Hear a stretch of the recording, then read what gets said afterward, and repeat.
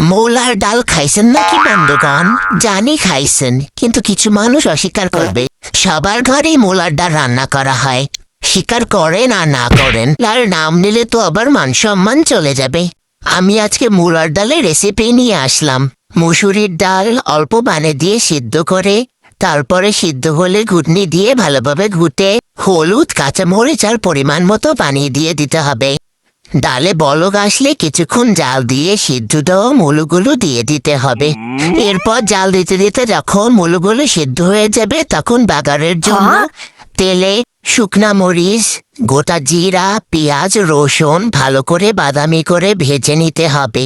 ভাজা পেঁয়াজ রসুনের মধ্যে ডাল ঢেলে দিলেই বাগার হয়ে যাবে। এটা কি বাগার বলে? হি হি। এরপর আবারও জাল দিতে হবে, জাল দিতে হবে, জাল দিতে হবে। তারপরে যখন বলক আসবে, বলক আসলে কিছুক্ষণ জাল দিয়ে ধনিয়া পাতা দিয়ে তারপর কিছুক্ষণ জাল করলেই তৈরি মূলার ডাল। দেখেন কত সুন্দর আসছে কালারটা। মা, আমি এত সুন্দর রান্না করতে পারি। সবাই একটু সাবস্ক্রাইব করে দেবেন প্লিজ।